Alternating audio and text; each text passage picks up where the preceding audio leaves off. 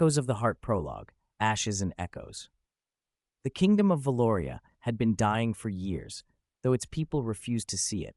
Once, it was a realm of golden fields and towering spires, where knights in gleaming armor upheld the virtues of honor, justice, and truth. But as with all things that shine too brightly, shadows crept in. It began with whispers in the dark corners of courtrooms and alleyways, murmurs of a power hidden deep within the mountains, a relic of unimaginable strength known as the Luminaris Gem. The stories varied. Some claimed it was a gem of radiant light, capable of bringing entire armies to their knees. Others said it was the Luminaris Gem, quite literally, torn from the chest of a fallen god, still pulsing with divine wrath. But all agreed on one thing. Whoever wielded it would command the fate of nations. Driven by greed and desperation, Valoria's king sent his armies to seek the Luminaris Gem. What followed was a decade of war, bitter, bloody, and unyielding. Neighbor turned against neighbor, and old alliances crumbled under the weight of ambition. In this time of turmoil, Garrett of Valoria rose through the ranks. Known as the Radiant Knight, he fought with unwavering valor, believing in the righteousness of his cause. But even Garrett could not see the darkness festering within.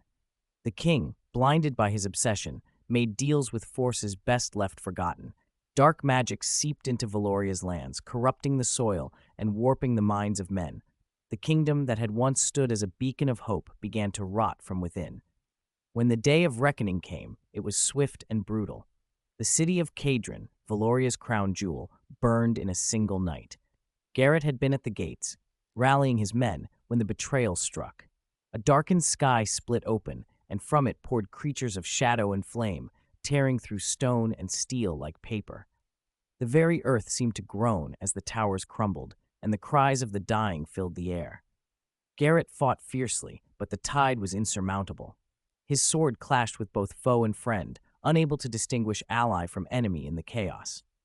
In the end, the king's own hand, a hand twisted by dark pacts, struck him down, leaving him broken on the blood-soaked fields. As he lay there, a promise burned into his soul, a promise of redemption for a kingdom he could not save. When Garrett awoke, the city was in ashes. Valoria had fallen, and he, a knight without a king or country, was left to wander the wastes. Kael'drath rose from the ruins of that old world like a phoenix born of shattered dreams.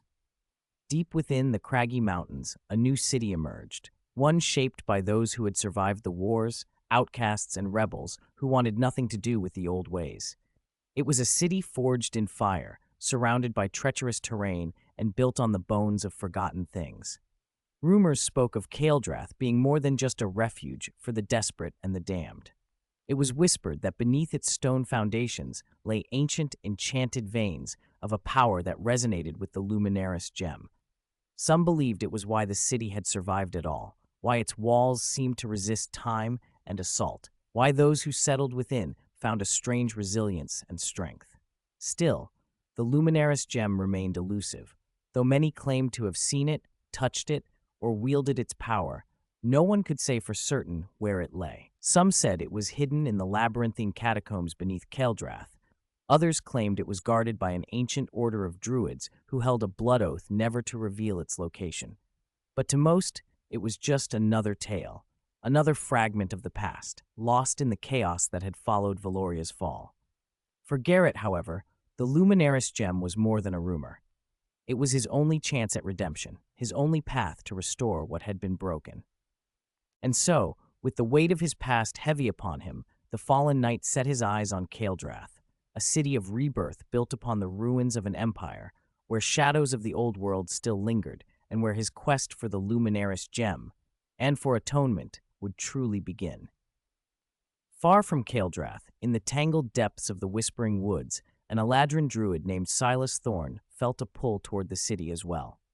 Among the ancient groves and sacred pools, where nature's voice could still be heard above the clamor of civilization, Silas had dreams of dark omens and converging paths. She walked among her kin, guided by the spirits of the forest and the whispers of forgotten gods. The trees themselves seemed to echo a name, Kael'drath. A warning or a calling, she did not know, but she intended to find out. On a distant mountaintop, a half-elf, known as Lyra Sable, a ranger of unparalleled skill, gazed down at the smoke rising from the valley below. She had spent years wandering the wilds, tracking prey, both beast and man, guided by the stars and her own intuition. The rumors of Kael'drath had reached her ears, carried by merchants and refugees fleeing the conflicts of the world. They spoke of opportunity, of danger, and of an ancient power that could bend the fates of all. Her keen eyes narrowed as she considered her next move. The road to Kael'drath was not without peril, but neither was her path. Meanwhile, deep beneath the mountains in the dwarven stronghold of Ironhearth, Morik Ironbeard, a cleric of the Forge, labored over a sacred anvil. The sparks of his hammer echoed the divine hymns he sang under his breath, each strike a prayer to his god. He had received a vision, a dream of a city built upon the bones of the past, where flame and steel would forge a new destiny. He could not deny the call to Ashvalor, for he felt it in every blow he struck and every breath he took. Morik wasn't an ordinary dwarf, though. He is the offspring of a Goliath father and a dwarven mother. Lots of bad things have happened in Embera, but Morik's birth certainly wasn't one of them. This dwarven Goliath stands the height of a man, but with the same build as a dwarf. He has seen it as a curse as much as a blessing in his many years. It has served him well, though. He is certainly not to be trifled with when it comes to battle. And he's also one of the most intelligent dwarves a person would ever meet. And in the shadows of the blighted sands, where the scorching sun met the endless desert, a tiefling rogue named Kaida Nyx felt the lure of Kael'drath as a distant beacon. She had been an outcast for as long as she could remember, cursed by her bloodline and feared for her power. But the desert had taught her patience, and the rumors of a city that could reshape one's fate had stirred something deep within her. A spark of ambition, or perhaps vengeance. These threads, Garrett's oath, Silas's vision, Lyra's curiosity, Morik's calling, and Kaida's thirst for destiny, all spun toward Kael'drath, like rivers drawn to an unseen sea. Each carried with them a story, a burden, and a reason to seek the Luminaris gem or to avoid it altogether. And somewhere in the shadows where the light could not reach, another force was watching.